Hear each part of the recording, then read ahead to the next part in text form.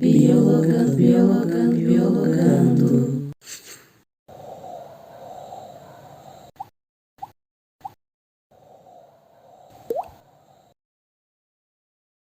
Oi pessoal, então a professora Franciele mais uma vez aqui com vocês no Biologando para continuar então a falar sobre o câncer e as plantas medicinais.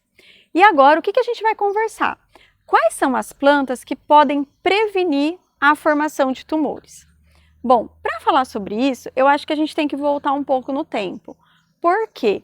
Ao mesmo tempo que isso parece uma coisa tão difícil ou tão nova, não é. Já dizia, né, o Hipócrates, aquele que foi o pai da medicina, né, que o teu alimento seja a tua medicina. E como que a gente está se alimentando hoje? Então, a pergunta que eu também queria deixar para vocês. Como está sendo a sua alimentação? O que a gente está comendo? Então, quando a gente fala em alimento, né, a gente tem que pensar que é aquilo que vai nutrir todo o nosso corpo. E uma outra questão muito séria e muito importante é como nós obtemos esses alimentos. Porque muitas vezes eu posso saber de uma determinada planta que ela é importante, né, que ela vai me auxiliar para curar uma determinada doença ou que ela traz algum benefício para o corpo. E aí eu vou lá, vejo aquela planta e coleto ela na beira de uma estrada, né, onde tem um monte de poluente, de escapamento de veículo. Então, será que, embora ela produza alguma substância boa, eu não vou estar me contaminando ainda mais? Então, a gente tem que tomar cuidado, tá? Como a gente obtém a planta? Será que aquela planta é aquela mesma? Tem que observar se aquela planta é a que você quer utilizar e tem que observar também onde você conseguiu aquela planta, né? Se tem alguma plantação que usem agrotóxicos por perto, porque senão você pode se contaminar ao invés de se beneficiar.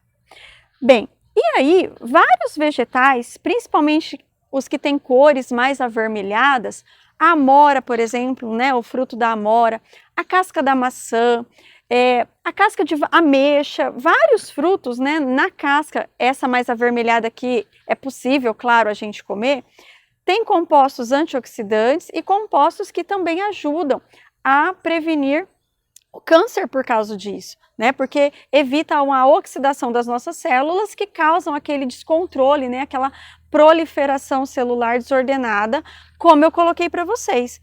Então é bem importante a gente consumir, né, esse tipo de vegetais. Mas se a gente for pensar em um alimento que realmente no nosso cotidiano pode fazer a diferença, esse alimento é o alho, tá?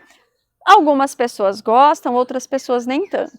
E quando a gente fala em alho para terapia, a gente está falando no alho cru, né, na forma dele in natura, não pode ser o alho frito lá que eu vou colocar na minha comida. Bom, e por que o alho, então, ele é tão importante, tá? E a gente fala dele como o principal, porque quando ele está inserido na nossa alimentação, o alho ele tem a capacidade de reduzir a proliferação de tumores, né? Ou seja, fazer com que aquelas células não aumentem para formar o tumor. Ele também não deixa que seja feito um processo que a gente chama de angiogênese. O que é angiogênese? Angiogênese é a formação dos vasos sanguíneos, anjo significa vaso, que vão nutrir aquele tumor. Então, sem nutrição, o tumor não tem como se desenvolver. Então, não vai proliferar e também acaba não tendo o alimento. E o alho ele é capaz de prevenir tudo isso. Mas como que a gente faz então? Tem que sair comendo um monte de alho? Na verdade, não. Tá? Não é bem assim. Nós precisamos ter um consumo regular do alho e esse consumo, ele é assim, para a gente ter uma ideia, 50 miligramas por quilo de peso. Então, assim, o que é importante? Você ter a noção de quanto seria isso, né? Então, se uma pessoa tem 70 quilos, por exemplo, ela teria que consumir 3,5 gramas de alho por dia, ou seja, um dente. E se a pessoa consumir muito, o que pode acontecer? Se a pessoa consumir muito, ela pode então ter um dano no fígado, né? Pode comprometer o fígado, então, e aí ela pode estar sendo intoxicada por ele.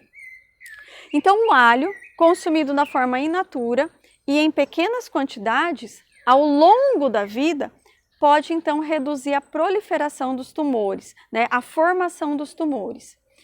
Uma outra planta que a gente pode citar é o açafrão da terra, né, que tem um composto que chama curcumina. Lá naquele caule subterrâneo, né, que às vezes a gente pensa que é uma raiz, mas é um caule subterrâneo, né, tem esse composto. Esse composto, assim como o alho tem outras propriedades medicinais, ele também tem outras propriedades medicinais, ele também contribui para que não seja, né, não ocorra a proliferação de tumores. E nessa mesma linha, a gente tem o chá verde, que nem todo mundo gosta, né, do sabor do chá verde, mas o chá verde tem substâncias também que vão impedir a proliferação de tumores. Então, o alho, né, por ser comum no nosso cotidiano, o açafrão e o chá verde são plantas que, consumidas com moderação, em pequenas quantidades, mas de forma contínua, podem então prevenir a formação de tumores, associado, claro, sempre a hábitos saudáveis. Outra coisa que é importante a gente ressaltar, e aí vale, né, você informar seu médico que às vezes utiliza uma planta medicinal contínua, é quando você está fazendo um tratamento. Por exemplo, hoje em dia é bastante comum, né, muitas pessoas estão sofrendo com ansiedade. E nessa questão da ansiedade, muitas pessoas recorrem aos fitoterápicos, como por exemplo a valeriana. Então, só para vocês saberem, a valeriana é uma planta medicinal, ela tem propriedades anti-ansiolíticas comprovadas, mas ela, tá gente, ela pode reduzir o efeito da medicação de quimioterapia, por exemplo.